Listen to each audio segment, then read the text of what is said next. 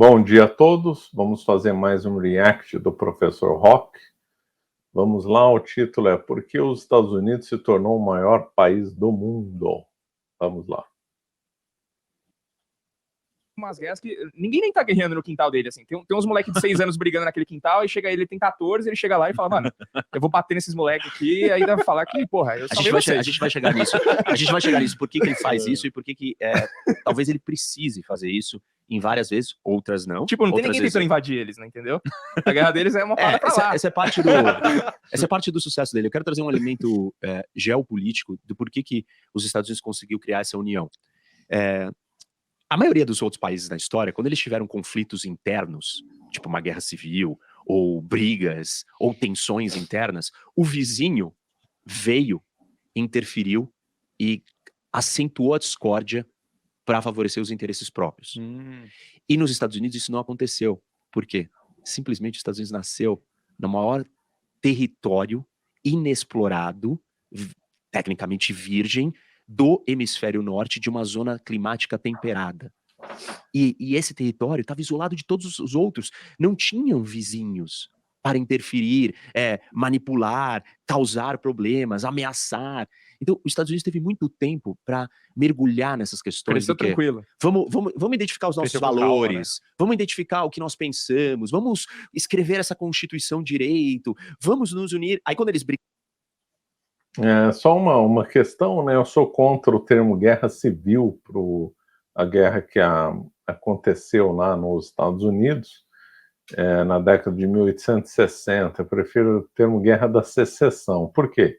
Guerra civil acontece quando dois grupos de uma mesma nação, obviamente, disputam um poder. Então foi assim a Guerra Civil Espanhola, que aliás teve muita interferência estrangeira, né? Então Stalin apoiou o lado dos republicanos, o Mussolini e Hitler apoiou o lado dos nacionalistas e tal. Agora, nos Estados Unidos não foi uma guerra civil, foi uma guerra da secessão, ou seja, uma guerra no qual o Sul, os confederados, lutaram para se separar do resto dos outros estados, do chamado União, né? E já adianta, né? O lado do Sul tinha visões melhores que o lado do Norte, embora o lado do Norte venceu, a maioria das pessoas vai defender o Norte, aquela figura do Lincoln, mas não, eu sou adepto, né? E me alinho com o posicionamento do Sul, mas isso fica para depois. Bom, vamos lá. De fato, ele aborda uma coisa correta, né? Porque os Estados Unidos, os vizinhos, não teve a guerra dos Estados Unidos contra o México. Os Estados Unidos venceu, infelizmente, e acabou surrupiando mais ou menos metade do território do México. Mas tanto o México como o Canadá não exerceram pressão nos Estados Unidos, séria, né? Teve um momento de invasão lá nos Estados Unidos com Pancho Villa, no começo do século XX, mas foi um episódio assim menor, né? Então os Estados Unidos nunca foi ameaçado nem pelo México e nem pelo Canadá, ao contrário da Europa, que as potências se matavam umas às outras, né? E sempre enfrentaram guerras umas contra as outras. Mesmo aqui na América do Sul, o Brasil, né, enfrentou várias questões contra a Argentina depois da Guerra do Paraguai. Brigaram entre si, ninguém foi lá e atrapalhou a briga ou colocou mais lenha na fogueira. Eles chegaram à conclusão sozinhos, né? Falaram assim, bom, não dá pra gente continuar brigando, já se matamos o suficiente, tá na hora da gente fazer as pazes e começar um novo capítulo da vida. Esse processo foi orgânico e natural de amadurecimento da nação. A gente não teve isso por ser... Eu não sei se ele referiu a secessão, mas é que o Sul perdeu, não entendia esse enfoque dele. Passivo. Os outros que tiveram isso, houve interferência externa que causou muito problema. Então os Estados Unidos ainda teve essa sorte, que eu brinco ou falo que qualquer nação que tivesse naquele território, daquele jeito, do ponto de vista geopolítico, teria dado certo. Claro que outros que vão olhar falar para cultura, para tipo de colonização, vão falar, não, o tipo de colonização influenciou, a cultura influenciou. Mas deixa eu pegar esse ponto específico que você falou. Esse ponto específico que você falou, onde basicamente a geografia, o clima, essa ausência de conflitos permitiu que eles pudessem refletir melhor, se preparar melhor, né? Em outras palavras. Eu ouvi já uma coisa, eu queria que você desse a opinião, que é o contrário disso, onde diz basicamente que os países que não tiveram conflitos são os países onde a gente vê geralmente mais acomodação. Por exemplo, pega o Brasil. A gente tem aqui um clima, cara, um clima ótimo no Brasil. Você não tem terremoto, Uma prainha. você não tem, pô, sei lá, um tsunami aqui no Brasil, você não tem gelo, Você não tem planta nada qualquer disso. coisa em Então, qualquer cara, época e se você nasce. ficar lá na praia, coco e pescando, você sobrevive. Aí você pega um país onde tem gelo, cara, eles precisam se preparar. Pô, não vai dar pra comer naquele período, então preciso me preparar antes, né? É, Aí você a pega história a da Suíça. formiga e da cigarra. Exatamente. Então, os países onde você, pô, não tem terra. Imagina, o Brasil não tem nenhuma catástrofe que tem nos Estados Unidos. Tipo, E a- tipo batata e milho, você Só planta uma qualquer chuva época. aí que, tudo pelo amor de certo, Deus, né? Qualquer época você pode plantar qualquer coisa que nasce. Tudo é certo. Não, chuva, pô, péssimo. Só que tsunami, caraca, a gente não tem não. terremoto, não tem essas coisas, sabe? É.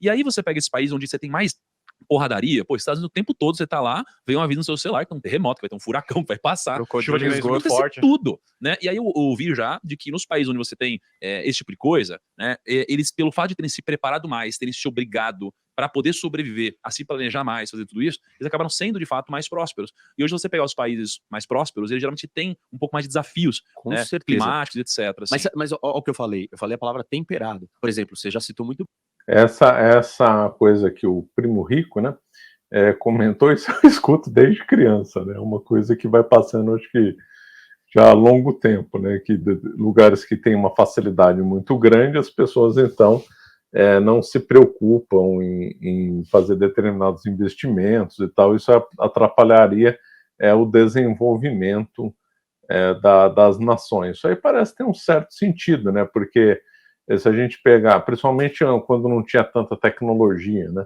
se a gente pegar países da Europa, as pessoas tinham que fazer uma previsão para enfrentar um inverno, claro, né? Então isso aí, tudo isso molda a cabeça das pessoas com noções de previsibilidade, economicidade, etc. Um monte de fatores, culinária, né? Já vi isso no nascimento do fondue, que é queijos derretidos na época do inverno, que estava tudo armazenado, e outras coisas mais. Não vamos avançar aí nos detalhes. Enquanto que, por exemplo, o pessoal, os povos de visão nômade, que aí não teriam que se enfrentar climas muito frios e tal, por exemplo, o nomadismo que teve aqui no Brasil com os índios, e, por exemplo, na Ásia Central, então, que eles não tinham que fazer grandes provisões para o inverno, então não desenvolveram, então, civilizações. Realmente, o lado climático é uma coisa que a gente não pode esquecer, mas não é o único, né? E depois a comparação, não sei, acho que talvez o professor Roque vai avançar nisso, mas a comparação que se fala que o Brasil é abençoado pela natureza e tal, em relação aos Estados Unidos foi muito mais que o Brasil, né? Pela posição geográfica, pelos minerais, pelo petróleo, pela ligação do Atlântico com o Pacífico. Bom, vamos ver o que ele vai falar. bem. O Brasil é tropical. Não existe nenhum país do mundo na zona tropical desenvolvido. Cara, Só existem exceções, tipo, ilhas, Singapura, né, pequenos Havaí. cidades-estados, Taiwan, aí a Austrália, aí todo mundo, a Austrália não é tropical, Tá gente, maluco. a pontinha de cima da Austrália tá na zona tropical. Canguru. Por quê? Um dos Koala. elementos que o tropical traz é esse comportamento de tranquilidade, de cansaço biológico, porque você fica transpirando, você perde água e você fica cansado. Por isso que eu tô sempre pensado. Entendeu? Eu sou muito. É diferente. E assim, tem uma questão cultural. Eu sempre uso esse exemplo. Você tá sentado ali no rio, e aí você olha pela janela e vê aquela praia maravilhosa, aí você pensa assim, pô, ter que ler Nietzsche ou ir pra praia. Tipo, você tá na Noruega, assim, você olha pra aquela neve, você não tem o que fazer do lado de fora, você fica sentado, ou na Só não escolheria Lenite, né? Alemanha, lendo Nietzsche. E, então, tem elementos culturais que fazem verdade. você curtir a vida e outras coisas de outras maneiras. Isso atrapalha no desenvolvimento. As pessoas não gostam de falar que clima ou geografia afeta desenvolvimento econômico, mas afeta. Tem um monte de estudos sobre isso. Os americanos estão na zona temperada. É a zona de... O nome já diz, é temperado. Você tem as 4 estações, você tem que lidar com realidades diversas. Não é parado, estagnado com a facilidade que uma tropical tem, e dificuldades em outras áreas, porque a tropical tem problemas de doenças, o solo normalmente não é bom, você tem um monte de desafios. Agricultura, o Brasil demorou muito tempo para alterar geneticamente o nosso solo para que nós pudéssemos plantar soja em solo tropical. Isso é uma novidade, a Embrapa alterou geneticamente o solo do Brasil para o cerrado produzir. O Brasil é o primeiro grande produtor do mundo de soja, sendo um país tropical, isso não existia. Quem produz a soja? Clima temperado. Então, tem um monte de desafios, e todos esses desafios geográficos, eles são muito mais favoráveis. A terra americana é uma terra abençoada no sentido de equilíbrio do cenário melhor para você ter uma realidade melhor. Por exemplo, os Estados Unidos, eles dominam a geometria econômica do mundo. Por quê? Só tem uma nação que tem acesso às 2 maiores rotas de navegação do mundo. A primeira delas era o Atlântico Norte, até começo dos anos 90. Maior rota de navegação, de fluxo de transporte marítimo de negócios. Depois dos anos 90 em diante, essa rota passou a ser o Pacífico. Só tem uma nação do mundo que tem acesso ao Atlântico Norte e ao Pacífico. É a América do Norte. Quem domina a América do Norte domina a economia do mundo. Os Estados Unidos domina a América do Norte, porque ele é o maior país da América do Norte. Aí eles vão falar, aí as pessoas falam, mas a Colômbia tem acesso às 2 costas. Desculpa, a Colômbia está nos territórios geográficos mais difíceis do mundo. Misturado com floresta amazônica, que é a floresta mais densa tropical do mundo, junto com a Cordilheira dos Andes, que é a segunda maior cadeia de montanhas do mundo e a mais extensa cadeia de montanhas do mundo. E as cidades colombianas só puderam existir numa altitude para elas lidarem com o calor totalmente longe da costa e de difícil acesso à costa. E é uma costa desse tamanho. Não tem comparação se você olhar para a costa leste americana, que você vai de Miami, olhando aqueles canais. O que é um canal? Uma faixa de terra aberta que, paralela, é uma marginal do rio. O meio de transporte marítimo é o mais barato de todos.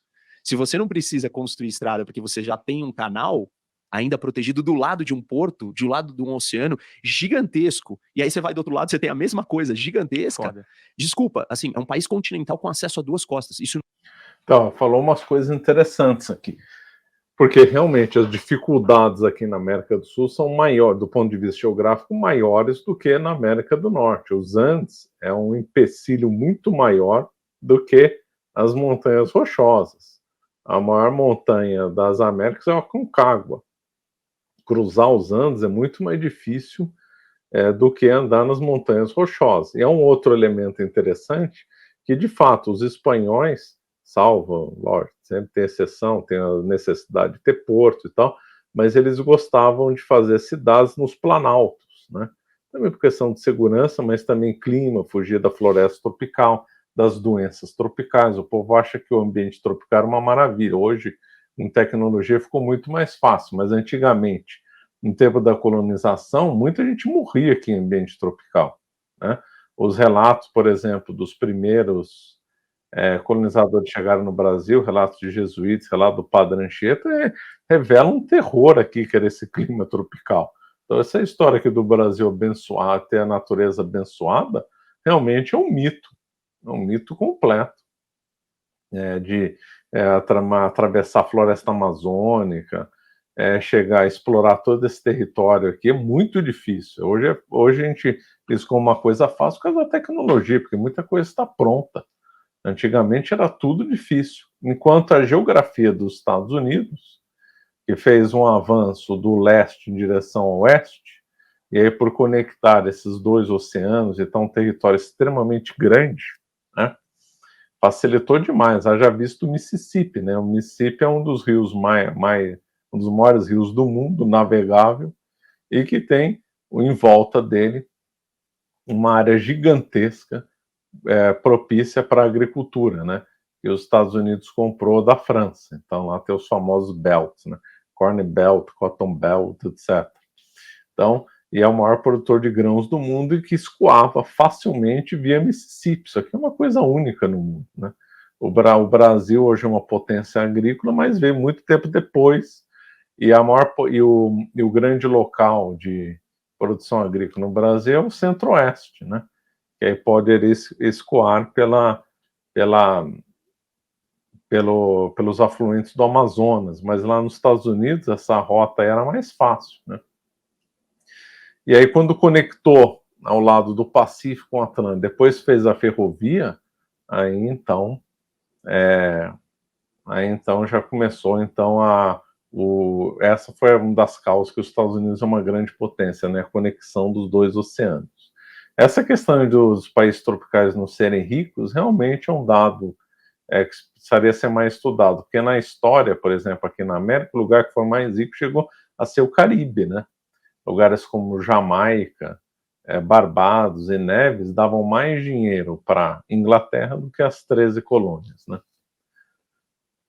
Bom, vamos avançar aqui. Nunca vai existir na América do Sul, porque nós temos um paredão que separa o Pacífico do Atlântico. E o grande desafio geopolítico do Brasil, por um acaso, é fazer esse acesso, é conectar o bioceânico, né, a rota. Mas, assim, eu posso passar aqui, sei lá, horas falando de elementos geográficos que deram para os Estados Unidos vantagens gigantescas. Até, por exemplo, numa questão muito interessante, que é a distribuição de terra. Nos Estados Unidos você chegou na terrinha lá, da zona temperada, com o solo perfeito, que é o Midwest, que era a antiga Louisiana, que os americanos compraram da França.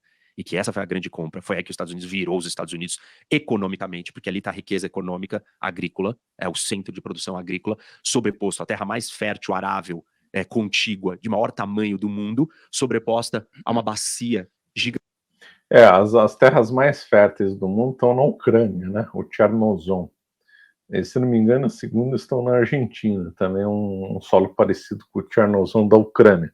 Mas são áreas menores, né? Os Estados Unidos têm uma área gigantesca, o Brasil tem uma área também muito grande. Se fosse investir mesmo no Brasil, a potencial de agricultura do Brasil hoje, acho que ninguém nega que é maior do que a dos Estados Unidos, mas a dos Estados Unidos também é gigantesco, né?